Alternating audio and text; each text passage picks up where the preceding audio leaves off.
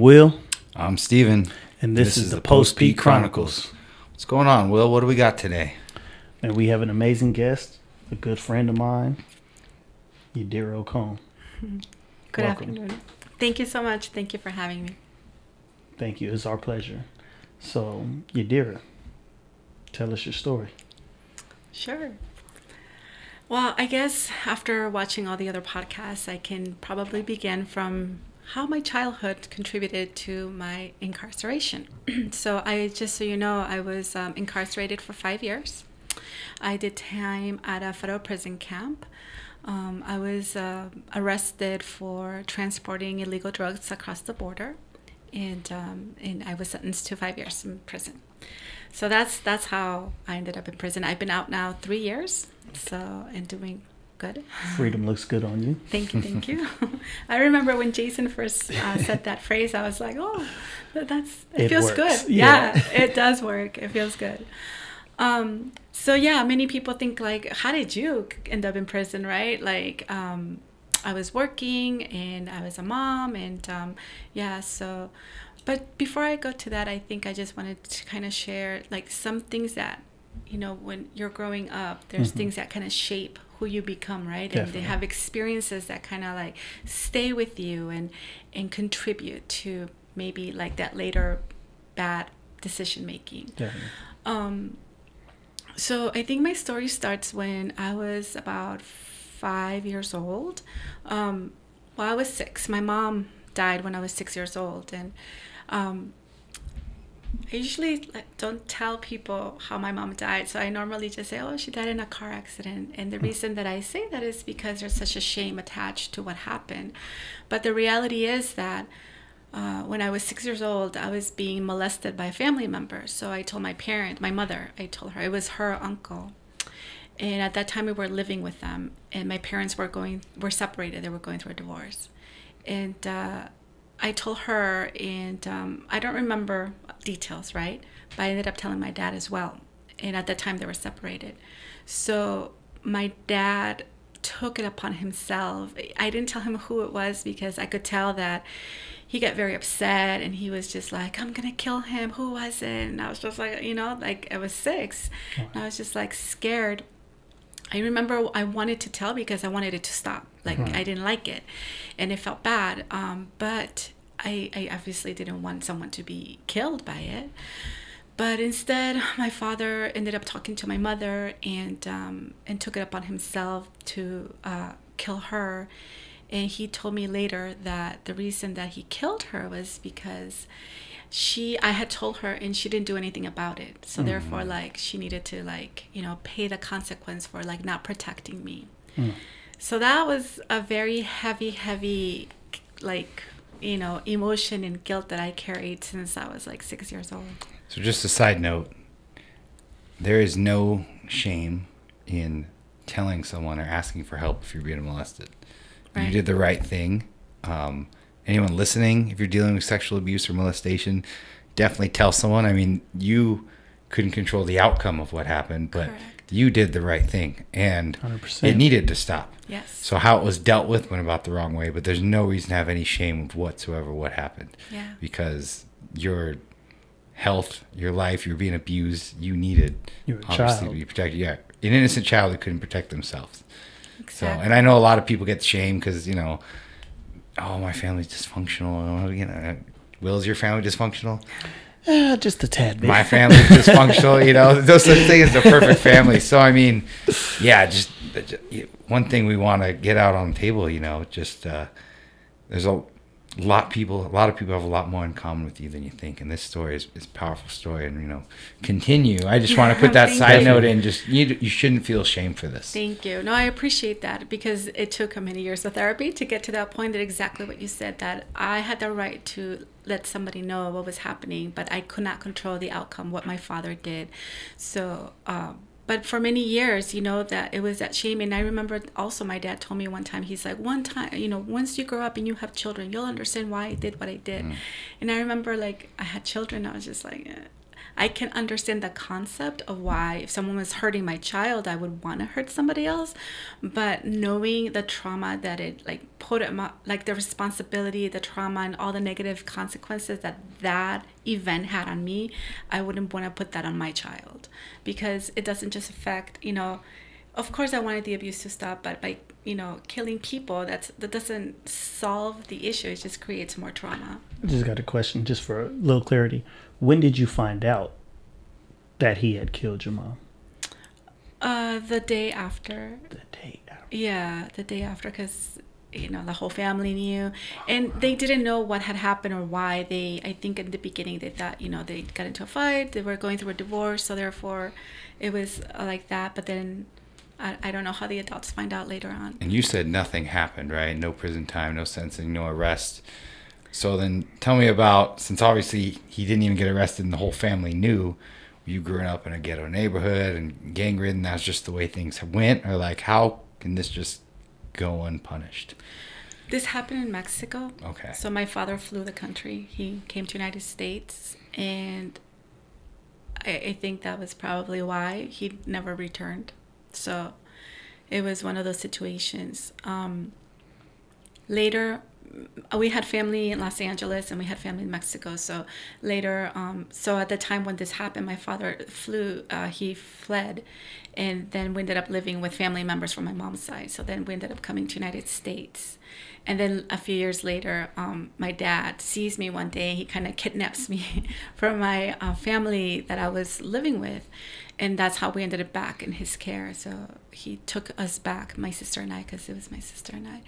So we ended up living with him. So that was difficult. My father was an alcoholic. And, as you can imagine, the ups and downs. And I mean, he had his own trauma history. And I think, Vanessa mentioned last time, like, if you know it all, you forgive it all. And it's true. If you know everything about my dad, then you would understand maybe why, not that it's okay, but understand why he did some of the things that he did. But so we touched on that. So you were 6 years old. Obviously the abuse stopped, so we're grateful for that. Yes.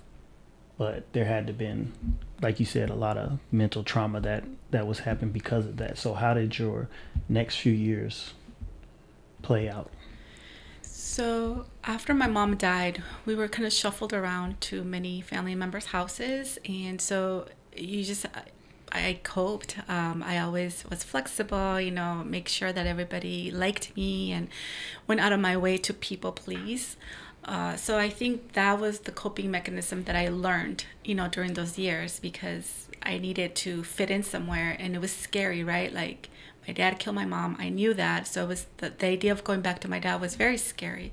So I wanted to stay with my mom's side of the family. So then when my dad took us back, it was very scary. So I learned to just, be very aware of anything, body language, and making sure he was good.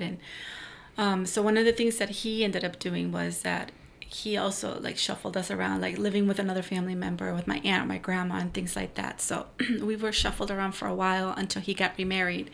So I was 12 when he remarried, and we all lived together.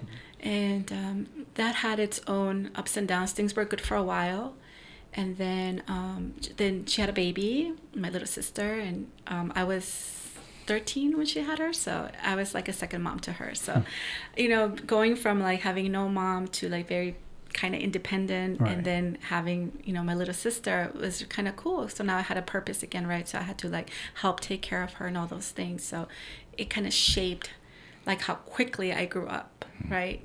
And so when I was 14, almost 15, like that summer right before I turned 15, my dad started like drinking a lot more, and he was just not being a nice person. He would always like threaten us verbally and say all sorts of mean things. So after I turned 15, I had a boyfriend, and I told him, I was just like, this is what's going on at home. And he was 18, and he's like, you don't have to put up with that. He's like, why don't you come live with me?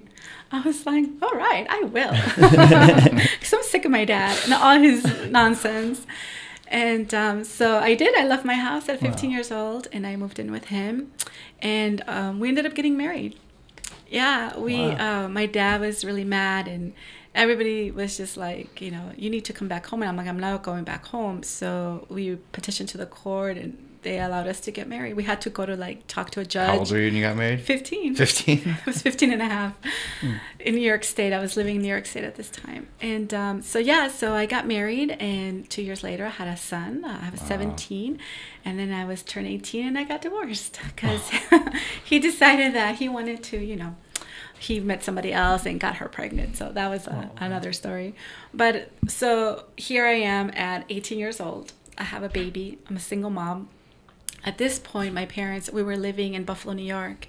And at this point, my parents moved to California. They moved back here. So I was alone.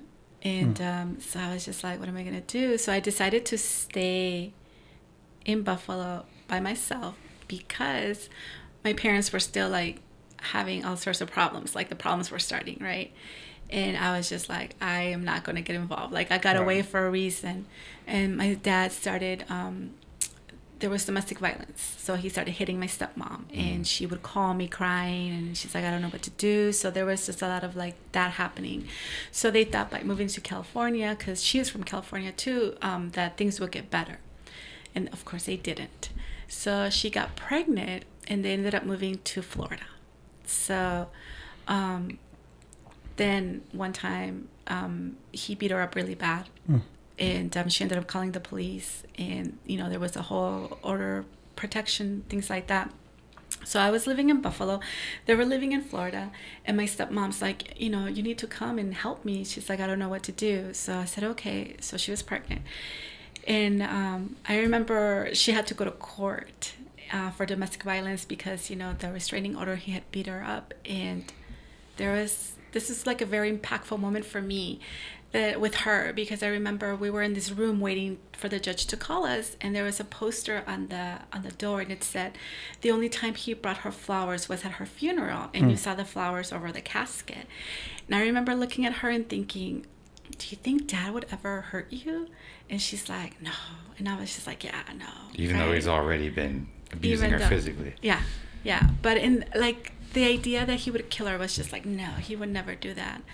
Fast forward 3 months later, they got into a fight, and I was at work. So I ended up moving to Florida because I was trying to help her. She was 7 months pregnant. They got into some sort of fight. He came home, and he had a gun in the house that I didn't even know, and he killed her, and then he killed himself. So I get a phone call at work, and they're like, you need to come. There were shots fired. See if you can talk to your dad. We've been trying to call. Maybe he'll listen to you. So we're trying to call. The police was trying to call, and they had the megaphone, and they're like, call him out, see if he responds. But at that time he had already done it. So they end up throwing some air, what is that thing where the gas to go in, and they went in and they found them both dead. Not to cut you off, but that's a lot. Yeah. Just in this short amount of time, you just gave us a lot. And you got a 1-year-old at that point too. And you have all of this with a 1-year-old, newly divorced, went everything with your mom, and now your stepmom and your little sister. Yeah. So do you take her on? Do you start taking care of your little sister too? So I have two sisters. At that time, my other sister was 16, and then my little sister was 6. Right. So my middle sister ends up coming with me. So we go back to Buffalo. And then my little sister ends up going to her mom's sister. Okay. So she goes with her for a little while. But yeah, it was a very so not only do I have the guilt from what happened with my own mother, so now I feel very guilty that I couldn't save my stepmother, there was that moment I felt like, oh my gosh, I could I have done something different? Could I tell her to come back to Buffalo? So after they died, I that guilt was still upon me. That extra guilt was upon me. So let me ask you this: if someone else is in your shoes, what would you tell them about that guilt? That is not for you to carry. Absolutely not for you to carry. like Steve said, we can't control other people's decisions and outcomes, right? We can only take care of ourselves. And you know, I play back too, like my stepmother was grown and she knew her situation, and you know, she had chosen to go back in that situation, and she knew she was pregnant. She knew the risk, so something in her kind of knew. So it needs, like, that was her decision. It wasn't up to me to save her. All right, so you grow up, your mom's murdered, your stepmother's murdered, your dad kills himself. Now you have a 1-year-old. All this trauma, which I'm assuming you didn't deal with till years later, all this trauma, all this shame, all this guilt. How do you not go spiraling out of control after that? Or do you go spiraling out of control? What happens? Obviously, the most traumatic events happen. What's your life look like that when you go back to Buffalo? Mm-hmm. What's going on? So there was a big sense of responsibility that I couldn't get my life, you know, spiral out of control. So it was about taking care of my son and taking care of my sister and making sure that, you know, it didn't get out of control. Right. So I was just like this good girl. I like went to work, went to school, got myself, you know, in a position where I could do better. I think the part where my life was out of control was in relationships, because when, you know, you don't have a good foundation of what a healthy relationship looks like, you have nothing to compare it to. So you get into these toxic relationships, but you have no idea that they're toxic until like you're like going crazy and you're like, what is going on? But at that point, I always felt very alone, like I had no guidance. So even, you know, my friends would be like, oh, leave him, or why are you but it was like, what do I replace it with? And I need help. So I just didn't know how to navigate that part of it. But as far as like, you know, going to work and going to school, that was something that was very high priority for me. So even though my relationship was crazy, I still felt like I was a good mom. My kids were safe, like, you know, they had what they needed, their basic needs, and my sister was doing all right. And then, so that was at 19, right? We go back to Buffalo, got a house. My sister and I lived together with my son. I met my husband, my boyfriend, and we ended up, you know, dating for a few years. We have that toxic relationship, but one day we decided, you know what, maybe if we got married, we wouldn't deal with all this craziness. And I was just like, yeah. And you don't know any better because you've never had or witnessed a healthy relationship, correct? So I'm 21, and it's my second marriage, and shortly after I get pregnant with my son. So now I'm 22 with 2 children. And I have my sister. She was still living with me. And then like 2 years after that, my little sister was like, I don't want to be here anymore. I need your help. Come, you know, like come get me. So she was going through some stuff. So now I have a 12-year-old, a 4-year-old, a 7-year-old, my sister, me, and my husband. 22. That was like, you know, we're here today, not here tomorrow. It was a crazy marriage. So yeah, it was crazy. So by the time I was 25, I had like 4 people that I had to take care of. You know, sometimes I've noticed with people, when you're from a chaotic upbringing or a child of chaos or chaotic marriage you've witnessed from your parents, like that's all you know. Mm-hmm. And so it's almost like you gravitate towards that. And it sounds like you're 21, 22, full blown in the middle of chaos, because it's almost like how you operate or how you function, right? If you were to have a healthy, safe relationship, you probably would destroy it because you wouldn't know what to do. Exactly. Chaos is all you know. Exactly. Yep. So that's how you survive. So you learn to kind of function in that chaos. And somehow I was still able to like know that I wanted to do better. So it's like in the back of my head, I'm like, I still need to do better. I need to go to school. So I ended up going back to school. I got my bachelor's degree, and that was a huge... The fact that I finished was like huge accomplishment. So I felt really good about myself, and I had some really great mentors. I've always had really great mentors at work or at school that were really able to kind of highlight like the positive things that I was doing, and that just kind of kept me going. I just want to touch on one thing that you said, that your relationship was crazy to say the least, and you still got married. So what would you say to somebody in those shoes? Don't do it. Marriage does not solve problems. And I just want to, you know, give would you say, be transparent. Yes. You know, Yadira, this lady, right, was like my therapist when I came home. You know, she was like my therapist, and she gave me a lot of. And when I say like my therapist, we had a scheduled meeting time to talk and, you know, work through all the problems that I, you know, thought I had. She said I didn't have any, but I disagree. You know, but yeah, so I know that she is a wealth of knowledge. So when I'm asking her, it's because I know she has the tools, and people going through the same things that you went through. I know now that you know what to tell them. So that's why I'm just trying to get clarity. So the people that are seeing this and hearing this, listen to her. She knows what she's talking about. Let me follow up with a question too, because I know a lot of pastors have told me this, and a lot of married people told me this. You've married twice, up to this point. Marriage doesn't fix things; it puts a microscope on things. Is that correct? Yes. So when you get married, the problems that you're like, well, maybe this will fix, they just become bigger and the focal point. Right. So it's a horrible idea if you have little issues, or not. I mean, everyone's gonna have issues in marriage. If you have, you know, semi big underlying issues are swept under the rug, they're all going to come to rear their ugly heads when you're in marriage, correct? Correct. Yeah. So one of the things that I noticed about myself was I wanted to have like that stability that marriage, you know, is supposed to create and have. So even when I was 15, I knew like my parents weren't, you know, that was not a good place to be. So when, you know, my first husband was like, come here, like we can do this together and, you know, I'll save you. It was just like I wanted to just feel safe and protected and stability, what marriage provides. So when that didn't work out, with my second husband, it was the same idea. It was like, you know, we can work this out. Like he had a daughter, I had a son, so we had those things in common. So I'm like, let's, you know, if we come together, like it's supposed to create this family and this safety net and things. So I think that was like in the back of my head. I'm like, okay, marriage is supposed to create this, so I want this.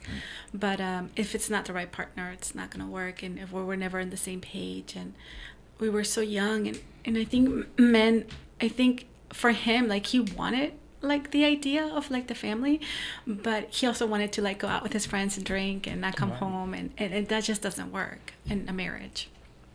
So 22 20, 2 kids, yeah. 2 other kids, your 2 younger sisters. The marriage isn't working out, but on the surface things are looking good because you're doing good at school, you're working, like you said, you had good mentors, but behind the scenes things seem to be crumbling. Yes. So how do you deal with that? How was 23, 24? Like what's going on? Like how are you dealing with that? So I was 25 when I had both my sisters. Well, one of my sisters, my middle sister, she would go back and forth, you know. She was grown by now and she had her horror story, but there was still like that sense of responsibility over her. I don't know how I did it. Well, that's why we're asking. I don't know how you did it either. I don't know. I'm trying to figure this out. I mean, obviously it was God's grace, right? Yeah. I mean, I was always a believer ever since I was younger, and I never understood the difference between a relationship with God and like believing in God. So I believed, and so there was definitely a sense of that the spiritual guidance or spiritual protection for sure. After my parents died, I felt like God did not like me, and I thought he was going to punish me too. Like it's like, you know, my mom died, now my parents died, so like I'm going to die. And I remember in my marriage, I stuck through it. Craziness, lots of craziness, but we were together. Broke up, we were together, but ended up having a third child, so my daughter. And when she was 6 years old, I just remember specifically thinking, I'm going to die this year, because I lost my mom when I was 6. My little sister lost her mom when she was 6. So therefore, I'm going to die when, when my daughter is 6. So the whole year was like, I was preparing to die. I just knew something was going to happen and it was going to be like chaos. So I remember like trying to like get everything situated and make sure like it was crazy. And obviously I didn't die. And you're what, 25 years old at this point? No, I was like 29. 29? No, I lied. I was in my like early 30s. Okay. Jeez. And you're still in Buffalo, New York at this point? Yeah. Okay. Yeah. So I didn't die. Well, And I decided. Thanks for that. Spoiler alert. Here she is. at that time, that's when I decided to go back to school to get my master's degree. Wow. So I was still in Buffalo. So living through all this, I don't know, God's grace is the only thing that could have saved me. There was always things that happen, you know, like people that come through to help or to kind of guide a little bit. So I was definitely blessed in that sense. So other people, sometimes you always think like no one understands or no one can help me, but no, people do, and God puts those people in your life. So I think that was the way that I was able to move forward. So elephant in the room, this is post P Chronicles. yes. So Well, I'll get there. So let me just tell you, I go back to school, I get my master's degree, ended up getting divorced from my second husband because it was just too much. right. And so I graduate. And my master's program was hard. I was doing full-time and working part-time. So Masters I had for what? a social work, a master's in social work. So during that time, I used to tell my children, because I was never home. It was always, you know, either at school or at work. I mean, I was home, but it just felt like I was never home. And they used to be like, Mom, you're never home. And I'm like, I'm getting my master's. This is going to make our life better. We're not going to struggle, because the financial was always a struggle, because my ex was never consistent in helping me out. So sometimes he would, sometimes he wouldn't. When he wouldn't, I would be like frazzled. It was just very inconsistent. So I put a lot of emphasis, like when I get my master's, I'm going to get that financial security that I'm looking for without having to, you know, lean on my ex. And so then I graduate, and then I'm like, you know what? Let's move to California. I'm like, we're done with Buffalo. I got divorced. I got my master's. Let's move forward. What year is this? This is 2011. Okay. I graduated 2010, and I moved out here 2011. So I come out here. I got a good job. I was like, it was quick. It was great, and I was blessed. And then probably like a year into it, I was still struggling financially. It was bad. My ex again wasn't helping me out. He was very upset that I moved and took his children away, and so he was just kind of like, if you leave, you're on your own. So it was very inconsistent, the help. So the first year was really hard, and then going into the second year, I was struggling. I was doing that payday loans. So I always grab a payday loan in between my checks, and then I was just in that cycle. And I'm like, how am I going to get out of this? And then one day I got a ticket. I made a ride. Remember when they used to have the cameras on Yes. the Yeah. head? So then I made a ride on red, and I got a $500 ticket, and I thought my life was over. I was like, I'm going to jail. Like, I'm never going to be able to pay this. And of course there's options, but in that moment you feel like I can't breathe anymore. Right. So I was I had a friend that you know, she's like, hey, I met with this friend, and she's crossing drugs over the border, and she says it's easy, you don't touch, you don't see anything, you just take the car and like drive it, drop it off, and that's it. And like she's been doing it for a while, and she hasn't gotten caught, because it's like, you're never gonna get caught. And I was just like, okay. And she's like, you know, she told me it pays like $3,000. And I was just like, I need those $3,000. So I was just like, hook me up, because I need those $3,000. So she did. So she gave me the information. I go talk to the guy in Mexico, and he's like, I need a 6-month commitment from you if I'm going to let you do this. He's like, it's not just a one-time thing. So he gave me the whole spiel as to why or whatever. And I was desperate. I was just like, fine, I'll do it. I'll do 6 months, but I just need to get out of this. Like, I remember I drove there. I had like no gas in my car. I drove there, and I was just like, I don't know how I'm going to do this, but I'm going to have to ask him if he can like let me borrow $20 or something. And he must have sensed it, because he gave me like $50, and I was just like, oh my God, I can put gas in that I can get back. So, I mean, this is how like desperate it was. It was bad. And I think too, at that time, my children, my son especially, he'd be like, Mom, you lied to me. He's like, you said that, but when you got your master's, you were going to have a job, and we were not going to have any more financial problems. Like, what's going on, you know? He was in high school, and I couldn't buy him what he wanted, and, you know, it was all like just basic things. But, you know, in high school, you want more, or your friends. So you felt a burden on you. Oh, a huge burden. So I think just like those triggers from like, you know, that responsibility, that guilt, like just exacerbate when you already have that like behind you, and then your kids say that to you, you're like, it just feels even heavier. if I would have had maybe somebody to guide me, be like, tell that child to chill, like he'll be fine, right? Like it's not the end of the world. But because I was carrying that already, it just felt even heavier. So I felt like those were the kinds of things that kind of led me to make that decision of like, I need to get out of this. Like I felt like I was drowning. I'm like, oh, if I do this $3,000 once a month, it'll solve all my problems. And it did. It was great. It was great to have money and not have to worry about how am I going to pay this or how am I going to pay that. And I was able to buy my son that Xbox he wanted, right, at that time. And things were really great. And I ended up doing it for a little over a year. And we went to Cancun. I was able to like do things that I never could have done before. So I felt like really grateful in a sense.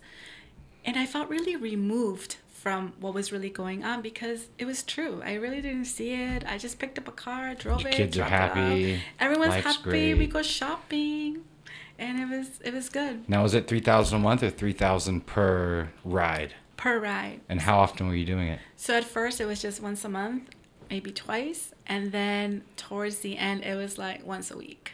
Oh. Yeah. So that was by choice? Were you getting greedy? Yes, absolutely. And I became super arrogant. Kind of like, who's going to, like, first of all, even if I get caught, who's going to put me in jail? Like, I have a job. I have, like, this is just like my extra. record's clean. Yeah, I've never been in trouble in my life. So I feel like that arrogant attitude absolutely contributed to my 5 years in prison. It's funny because I heard a similar story, like one of Pablo Escobar's pilots, who's a guy from, like, Central Valley, California. And he did, like, a weed run because he had his own plane because he would, crop dust. And so he would do, first run was like $5,000. And then eventually at the end, he had 4 planes. He was getting like $1 million per ride. And he just got so greedy and arrogant. Same thing. He ended up doing like 20 years in prison. Because he's just like, he said he just wanted his wife not to work initially.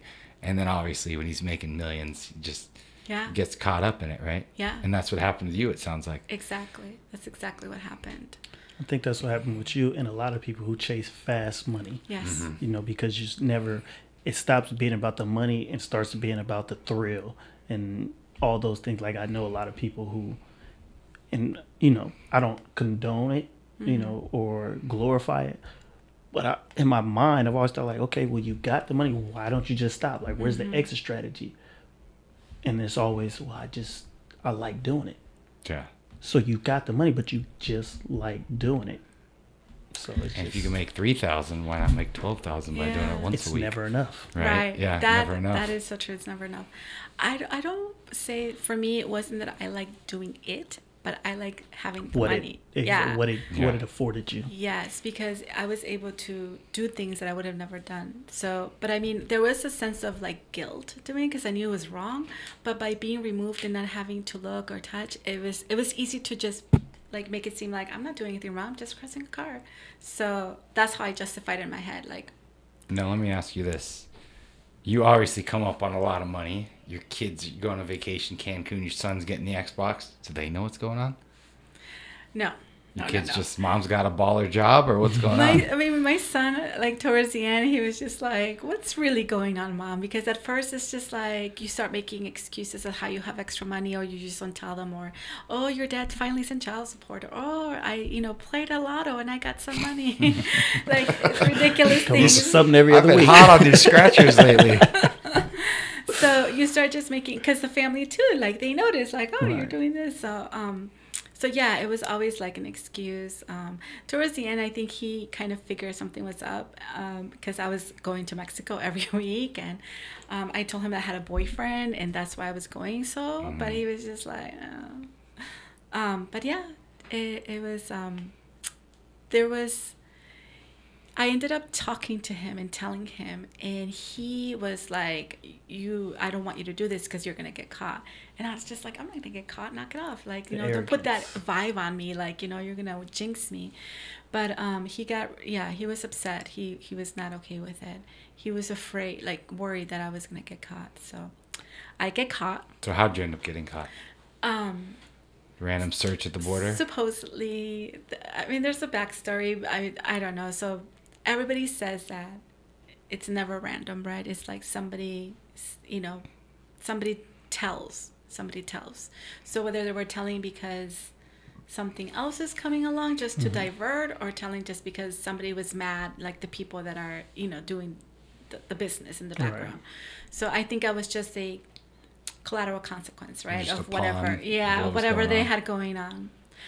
So yeah, there was a dog, and supposedly, dogs had searched, like, smelled my car before, and nothing ever happened. And this time, supposedly the dogs scented it, and that's how I got caught. And even after I got caught, I still was super arrogant. I was just like, I'm not going to prison. Like, who's gonna send me to prison? Like, who sends people like me to prison? You're like, how did that get in there?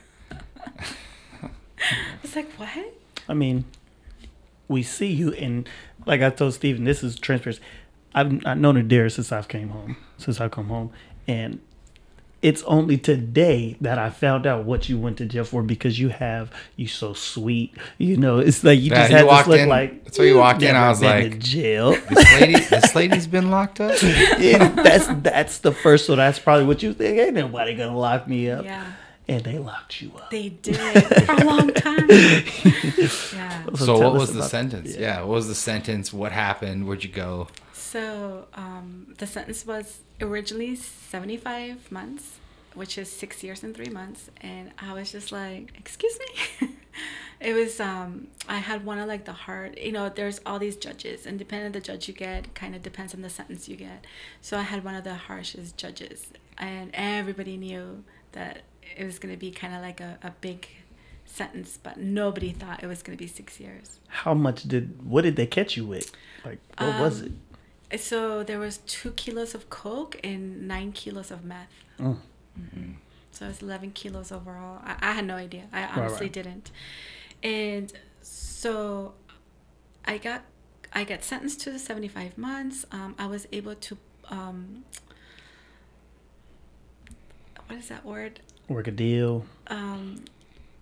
It's missing my mind. But when you're able to say no, like, let's do like revise. Plea agreement. No. Oh my gosh, I can't think. Okay. It's okay. Well, So anyways, I was able to it'll pop reduce up. my sentence to 5 years. So the judge was able to reduce it to 5 years. So it is like contesting the sentence. Allocute, I think that's the word. When you say you did something in order. No, it was Let's not like, get caught up in that, because I'm just going to sound really bad. Like, I know no lawyers in this room. We figured that part out. exactly. So it's okay. I can't believe I can't think of that word. So your sentence was reduced, is what you're Yes, saying? the whole point, it got reduced to 5 years. So I was sent to federal prison camp, and it was actually, looking back, it saved my life. I learned so much about myself, about my abilities. I developed a relationship with God, with Jesus, and it just changed my life. While in prison. Like I said, I never knew the difference between having a relationship and believing in the Lord. And so I learned. I developed amazing friendships with the women of God, and we're still in touch, and incredible, like lasting, those friends that I can call at 3 a.m. and they would answer. So yeah, it was a great journey. The incarceration for me. The part that was not a great journey was for my children. And it's interesting because prison changed me for the better. Like, I wouldn't have wanted 5 years, so I could have done with maybe 1 or 2. But regardless, it did definitely enhance my life and my being. But my children suffered tremendously in my absence. And that's one thing that I never accounted for. I remember thinking, even if I get caught, I'd probably just do like a year or so. And I felt like, between my sister and my friends at the time, they'll take care of my kids. Like, their kids will be fine. But that's not what happened. All the friends or the people that say that they're going to, we got you, girl, don't worry. They quickly forget. So what happened with your children while you were in prison? So my sister ended up, my daughter was 11 and my son was 17. So my son was a senior and my daughter was in 5th grade, going into 6th. So they sat with my sister, but my son became very angry and he was just not fun to be around. And, he had all these like feelings. Before I went to prison, he had already enlisted in the military. So he was going to be I went to prison in March. And in July, he was going to the Marines. He enlisted in the Marines. So between March and July, he was just having a really hard time. So he was staying with my sister, but my sister was like, I can't deal with you. You need to leave. So he ended up going to stay with a friend until he went into the Marines. My daughter, she stayed with my sister for about a year or so. But then after that, like, it just, my sister couldn't keep up. She was having a hard time. Julie, my daughter, was starting, depressive, started to cut, hurt herself. My sister felt like, if something happens to this young lady, like, how can I, what am I going to do? So she had to go live with her dad in Buffalo. And at that time, they didn't have the best of relationship. They were still kind of estranged. And then her dad is an alcoholic. So he was living alone. So there was this worry, like, okay, now he's going to take care of my daughter. And like, it was hard. So she went through some struggles with her dad, and they had their ups and downs. Now they're okay. They have a good relationship, and, things have settled. But like, the first 2 years were horrible. And during those 2 years, she would email me, because we can email at the camp. And she'd be like, Mom, I need your help. I wish you were here. I don't know what to do. I'm scared. And like, getting those emails were like, oh. How heartbreaking was that? Oh my gosh. Or I would call her, and she's like, Dad's been gone all day and I'm hungry. And even though she was like 12, she could probably make her own food. But it was just the fact that, she didn't know how to. And I would try to give her like, oh, do this or that. But it wasn't the same. And that would just break my heart. And that would make me so angry. So those are the things. And when I came out of prison, because I was feeling so much better about myself, I just assumed my kids were just going to be at the same level, like happy to see me and happy to, like, I'm back and a better version of your mom. But they were resentful. They were hurt. They were so hurt. And they're like, we suffer while you were gone. And there was like, that wasn't fair. Right. You were supposed to protect us. You were supposed to be here, and you were gone. So that has been the struggle. And is that to this day something you're still working on with them? Yes, absolutely. Is your son still in the Marines? He got out. He did his 4 years and got out. Cool. He's in college. He got married. He bought his first house. So he's doing good. But there's still a resentment for my absence, because he told me, he's like, I suffered and I needed you. So you come out of prison, to your credit, a better person. You already have the bachelor's, you already have the master's in social work. Do you hit the ground running, or what's the next steps once you're out of prison? So I went to a halfway house. I got 6 months at a halfway house, and I was able to start applying for work. I think my main, so while I was in prison, I worked in the education department, right? And we would take these courses about like resume writing and mock job interviews. And I remember one of the officers told us, like, you guys need to maybe not necessarily lie, but don't be so quick to tell the truth about where you've been. And I was just like, no, people would understand. Like, you need to be honest. Like, I don't believe in that. And he was right. People are not ready to. So and then my first probably like 5-6 interviews, I would tell the truth. I'm like, I just got out of prison, la la la la la, but I'm ready. Like, I'm willing. I want to do this. And they were like, oh, okay. It was just drug trafficking. No big deal. Promise. I'm good now. It's just drug trafficking. Nothing to do with this job. It was a really bad choice. Yeah, I learned from it. 5 years. But yeah, people were not ready. Employers were not ready to hear that. And I think they appreciated my honesty, but it was, I think, too much of a liability. So I had a hard time finding a job. I ended up going through a temp agency to get my first job, and that was kind of what helped. And then I interviewed for my second job, and I tell everybody the second job, I work for San Diego Workforce Partnership, and they were the first employer that did not ask me anything about my background, nothing about like, there's a gap, or they were just like, oh, what are your skills? You can do this. What about this? This is great. And I was just like, I was always waiting for the other shoe to drop. Like, they're gonna ask me like something, and they never did. It never happened. Never happened. So I got hired there, and I've been there ever since. It'll be 3 years in October. So you're doing what now? I am the Workforce Development Supervisor of the ICT team. So for those of us who don't know, what is Workforce? So Workforce Development, we are a nonprofit organization that helps people find employment. So I'm doing resume writing, helping people with their resumes and mock job interviews. And I run a program called Tech Hire, which helps people who have tech skills but maybe don't have experience. Maybe people just graduated from like a boot camp or from college but don't have like the first experience. We help them, we match them with an employer to give them that first work experience. So it's a great job. It's a great job. Very rewarding. I know somebody that you hooked up that just did 8 years in prison. Yes. And now he's looking to make potentially $70,000 on the low end once he finishes the program. Wow. Yeah. It's amazing. There's some amazing programs out there. So, yeah. So now you don't only do workforce, there's a program called Homework that you met Will. Tell us about what is Homework. So Homework is a nonprofit organization as well that helps people who have been formerly incarcerated, recently coming out, or anyone that's been formerly incarcerated. And we have a support group, and it has been like the most amazing group ever. I call it a support group. So other people call it a life skills group. I call it family. Yeah. Yes, we are definitely a family. But we meet on Friday nights at 6 p.m. at the YMCA and Jackie Robinson YMCA, and we share, we talk about challenges, we talk about coping mechanisms, we just talk about things that we're going through, and it has been the most healing experience I've had, and I wish I would have had it when I first came out. I think I would have made different decisions.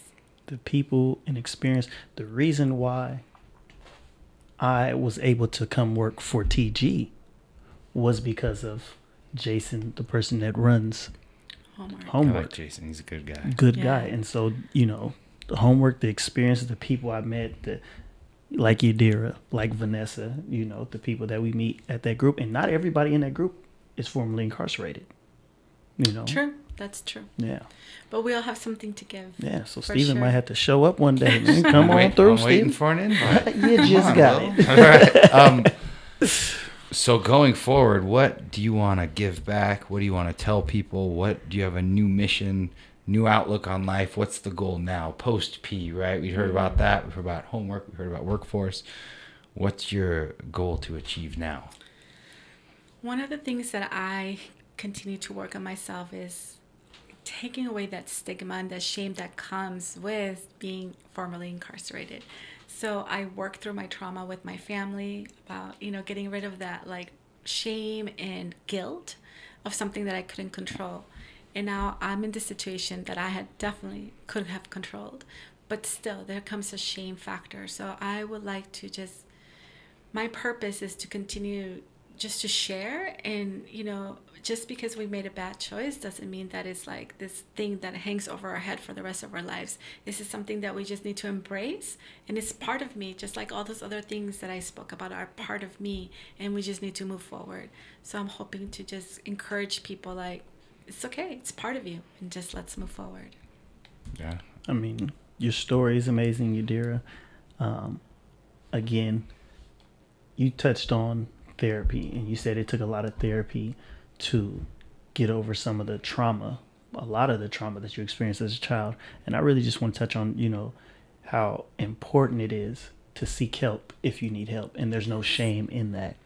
Zero shame. It is, there's something beautiful that happens when you're able to share your story in a safe space. So a therapist is usually a safe space because they're not going to judge you. They're not going to be like, oh, you should have done this. They're just going to hear you, listen, validate, whatever emotion you're going through, and then be able to give you coping mechanisms to kind of deal with it. So moving forward, you make better decisions. So you can kind of let go of that.